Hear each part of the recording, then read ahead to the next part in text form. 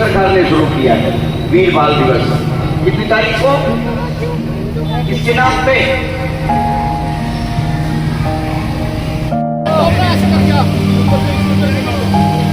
यहाँ पे विराजमान सभी आदरणीय, वंदनीय, पूजनीय, महनीय और पूरे जन सेवा समर्पण ट्रस्ट और यहाँ के सभी लोगों को ये बता दूं, तो मैं मारूंगा कहीं लगेगा वहीं। त्योहार है, इन सबको मनाते रहना चाहिए हम लोगों को। इस समय भारत पूरी तरह प्रदर्शन में आ चुका है। सारे जनरेशन गैप हर समय होती रही है। आप सभी यकीन मानिए, यहाँ जो लोग भी बैठे हैं, जनरेशन गैप ऐसा बोलने वाला हूँ जो कुछ नया होगा इस दुनिया में। जिनको लगता है कि 4 प्रकार का धन होता है हमारे यहाँ, प्रबोधन, उद्बोधन, संबोधन और कबोधन, इसका ख्याल रखिएगा, उसी भाव से सुनिएगा। सभी लाखों की संख्या में यहाँ पे लोग उपस्थित हैं। उत्तर प्रदेश का आदमी वैसे ही एकदम मस्त है इस समय। उत्तर प्रदेश की बात आप बहुत मस्ती में है हम लोग, क्योंकि हम लोग को पता है कुछ ऐसा देख उतरे थकन सीमा, मिले सम्मान हो ऐसा देख उतरे। प्रोग्राम बहुत सुंदर ये आयोजित किया गया जन सेवा समर्पण ट्रस्ट के माध्यम से। ये आज 15 अगस्त जो पूरा देश स्वतंत्र दिवस के रूप में सेलिब्रेट कर रहा है, और इस प्रोग्राम का मुख्य जो उद्देश्य है वो ये भी होना चाहिए कि हम जागरूक हों अपने राष्ट्र के प्रति, अपने नैतिक कर्तव्यों के प्रति। कैरियर शब्द नहीं यूज कर रहा हूँ, कर्तव्य। हमारा भारत हमेशा कर्तव्य पे चला है, और ये 15 अगस्त इतने वर्षों से हम सभी सेलिब्रेट कर रहे हैं, पूरा भारत। मैंने गाया भी कि हमारे संप्रदाय, हमारे धर्म, हमारे मत, बहुत धर्म, बहुत संप्रदाय के लोग भारत में रहते हैं, लेकिन 15 अगस्त एक ऐसा त्योहार है जो पूरा भारत सेलिब्रेट करता है। और इसके पीछे सिर्फ एक ही तैयारी होनी चाहिए, लोगों का एक ही मत होना चाहिए कि भारत आजाद कैसे हुआ ये तो सब जानते हैं, लेकिन 15 अगस्त पे आजादी के जश्न से ज्यादा ये जानना जरूरी है कि भारत गुलाम कैसे हुआ। ये बहुत ज्यादा जरूरी है जानना कि आजादी मिली है तो ठीक है, हमको इन्होंने आजादी दिलाई, हमारे फ्रीडम फाइटर्स ने, लेकिन गुलामी कहां से भारत में आ गई। केवल भारत ही मात्र एक ऐसा देश पूरी पृथ्वी पर रहा जो 1000 वर्षों तक गुलाम रहा। ऐसा कैसे हो गया? राम का, राणा प्रताप का देश गुलाम हो जाए, आप समझिए अहिल्याबाई होलकर का देश गुलाम हो जाए, कृष्ण और मतलब इतने प्रकार के यहाँ समुदाय हैं, हम अपने वीर गाथा, ये देश गुलाम कैसे हो गया? लोगों को 15 अगस्त पे आजादी की शौर्य गाथा के साथ साथ गुलामी की भी गाथा सुनानी चाहिए। गुलाम कैसे हुए हम, ये मूल उद्देश्य था जन सेवा समर्पण ट्रस्ट के माध्यम से कि गुलामी कहां से आई भारत। और आगे भी ये प्रयास हम लोग करते रहेंगे, और आप भी अपने बच्चों को, आने वाली जनरेशन को ये जरूर बताइए कि गुलामी कैसे आई। आने वाली जनरेशन के लिए या तो हम मिसाल बने और या तो चेतावनी बन जाएंगे। हम उस दौर से गुजर रहे हैं जिस दौर में राम मंदिर का निर्माण होता दिखाई दिया हमको, और ये बहुत गौरव का बात नहीं है भारत के लिए। हिंदू बाहुल्य, सनातन बाहुल्य, जिस देश के डीएनए में राम हूं, उस देश में राम का मंदिर बनने में अगर 500 साल लग जाता है, तो कहीं ना कहीं हम अभी भी मानसिक रूप से उस गुलामी से उभरे नहीं हैं। ये हमको सोचना पड़ेगा कि इस देश में हमारे आइडल्स कौन रहे, कैसे कैसे आइडल्स हमने चुन लिया। हम अकबर जैसे जाहिलों को महान बताते हैं, तो फिर राणा प्रताप कौन थे जिनके पास इस्लामिक प्रोटोकॉल जाता है कि इस्लाम धर्म कबूल कर लो? फिर वो वैश्य भामा शाह कौन था जो राणा प्रताप की? फिर तुलसीदास जैसा ब्राह्मण कौन था जिसके सामने अकबर जैसे ने ये रखी कि या तो कलमा पढ़ो या तो मेरे लिए लिखो, और उठा के जेल में डाल दिए। मैं नहीं कह रहा हूँ, ये ट्रिनिटी इस देश की, मतलब विश्व की जो सबसे बड़ी शिक्षा का संस्थान है, वहां की पुस्तक में लिखा गया है कि तुलसीदास जी ने हनुमान चालीसा अकबर की जेल में लिखी। और जेल में क्यों गए थे तुलसीदास जी? क्योंकि अकबर एकमात्र ऐसा शासक हुआ जिसने सबसे ज्यादा समय तक राज किया। Divide and rule. आपके दिल्ली में है कुतुब मीनार, किसने बनवाई सर?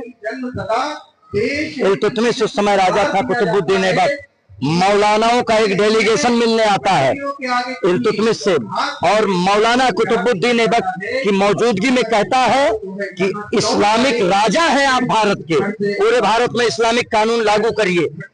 कुतुबुद्दीन ऐबक ने बड़ी सुंदर बात कही है कि तू जानता है मौलाना, तेरे 2 कौड़ी की टोपी है तेरी सर पे और 5 करोड़ का मुकुट है राजा के सर पे, 2% मुसलमान है भारत में, अगर धर्म के नाम पे अभी हम भारतीयों को छेड़ते हैं तो ये हमको उखाड़ के फेंकेंगे। कुतुबुद्दीन ऐबक कह रहा है मौलानाओं को कि इस्लामिक कानून अपने आप लागू हो जाएगा। पूछा गया कैसे लागू होगा? ये कुतुबुद्दीन इल्तुतमिश 1100 या 1200 ईस्वी की बात है। जहां आप हैं वहां प्रचार करिए। आप लोग दिल्ली में रहते हैं, मुझे नहीं पता किस एरिया में रहते हैं, लेकिन आप ईमानदारी से सर्वे करिए, आपको मंदिर जितने मिलेंगे हिंदू धर्म के वो कहीं एकांत में मिलेंगे। मस्जिदें आपको कहाँ मिलती हैं? एंट्रेंस ब्लॉक करके, एग्जिट पॉइंट ब्लॉक करके, मेन शहर के बीचों बीच गुंबद ऊपर तक मुसलमान किराए के मकान में रहेगा इस्लामिक झंडा। क्या है ये इस देश में गजवाए हिंद की तैयारी है। इसीलिए मुसलमान किसी भी आतंकवादी को आतंकवादी नहीं मानता। उसकी नजर में तो कसाब भी इस्लामिक वॉरियर है, वो इस्लाम के लिए, वो जिहाद के लिए लड़ रहा है, क्योंकि कुरान कहती है इस देश में जिस भी मौलाना को डिबेट करना हो, कुरान कहती है एक शब्द है काफिर। काफिर किसको कहा जाता है? जो कलमा ना पढ़ा हो, जो गैर मुसलमान है वो काफिर है। काफिरों के लिए पूरी कुरान में, इस्लाम में एक ही इलाज है, या तो कटवाओ या काटो। पे लिखा है I am proud to be काफिर। अमेरिका में 50 लड़के कुरान हाथ में लेके पूरी दुनिया को चैलेंज किए। गैर मुसलमानों के लिए इस किताब में क्या व्यवस्था है? कोई व्यवस्था नहीं है। जबकि सनातन सर्वे भवन्तु सुखिना पे फोकस किया, तो ये इस देश में वहां से चला आ रहा है। ये चीजें भी लोगों के दिमाग में डालनी पड़ेंगी, नैरेटिव सेट। केवल हम बच्चों को नचा लें या कुछ सांस्कृतिक प्रोग्राम कर लें 15 अगस्त का, यही एक मोटिव नहीं होना चाहिए। हम गुलाम कैसे हुए, दास्ताने आजादी बहुत सुन लिए। कोई राष्ट्रपिता बन गया, ठीक है, हम सब स्वीकार किए। अब जरा दास्ताने गुलामी भी जरूरी है, ये बहुत जानना जरूरी है, गुलाम कैसे हुए। तो हम लोग यही एक कोशिश कर रहे हैं जन सेवा समर्पण ट्रस्ट के माध्यम से, और जहां जहां जिस भी लेवल पे दौड़िए, नहीं दौड़ पाए चलिए, नहीं चल पाए रेंगिए, कुछ ना कुछ तो करिए। हम लोग सोशल मीडिया के इस दौर में हैं, अपनी बात को 10 लोगों को सुनाने के लिए पहले मुश्किल होती थी, इकट्ठा करना पड़ता था। अब मुश्किल नहीं, आप घर में बैठे हुए डालिए, 10 लोग तो देखेंगे। तो इसका सदुपयोग करना है और आने वाली पीढ़ियों को रास्ता दिखाना है। गुलाम कैसे हुए, ये जरूरी है। जय सिया राम। 15 अगस्त को जन सेवा समर्पण ट्रस्ट की तरफ से भव्य सांस्कृतिक कार्यक्रम हुआ, जिसमें सभी कार्यक्रम बहुत सुचारू तरीके से हुआ, और सबका सहयोग और सबका आभार, धन्यवाद। भारत माता की जय, भारत माता की जय। जन सेवा समर्पण ट्रस्ट के माध्यम से 79वां गणतंत्र दिवस मनाया गया, जिसमें 15 अगस्त के उपलक्ष्य में जन सेवा समर्पण ट्रस्ट ने बहुत दिव्य और भव्य कार्यक्रम करा, जिसमें राष्ट्रीय अंतर्राष्ट्रीय कथावाचक और देश के सम्मानित खिलाड़ी जन यहाँ पे आए और सभी का सम्मान करा गया। आप सबको गणतंत्र दिवस की हार्दिक शुभकामनाएं। समर्पण ट्रस्ट का जो कार्यक्रम हुआ बहुत ही अच्छा हुआ, और हम उनके कार्यकर्ता हैं। सभी भाइयों ने मिलकर बहुत सारा कार्यभार संभाला, उसके लिए धन्यवाद सभी भाइयों का। जी, नाम बता दीजिए, क्या कहेंगे? अनीश कंठ, मुख्य संरक्षक जन सेवा समर्पण ट्रस्ट। क्या कहेंगे आज प्रोग्राम को लेकर? आज के प्रोग्राम के लिए हम यही कहेंगे कि जो हर साल हर जगह होता है, हम लोगों ने सोचा, योगी भैया ने सोचा, सारे पदाधिकारी कार्यकर्ता ने सोचा कुछ समाज को हटके दिया जाए। जो आप मीडिया वाले ने भी अभी देखा कि सबसे पहले शिक्षा, फिर संस्कार, उसके बाद सनातन धर्म का रक्षा करेंगे तो हमारी रक्षा खुद होगी। और सभी माता बहनों से, बुजुर्गों से, सबसे यही आग्रह करेंगे, आपका अगर ये न्यूज़ देखेंगे, अपने अपने घर में कम से कम संस्कार दें, माँ बाप का सम्मान करें। और अगर माँ बाप से सम्मान करेंगे, माँ भारती से अपने आप सबको प्रेम हो जाएगा और सनातन से प्रेम हो जाएगा। जय हिंद, जय माँ भारती। बोले जी, नाम बताइए, क्या कहेंगे? अवधेश कुमार मिश्रा, जन सेवा समर्पण कोषाध्यक्ष।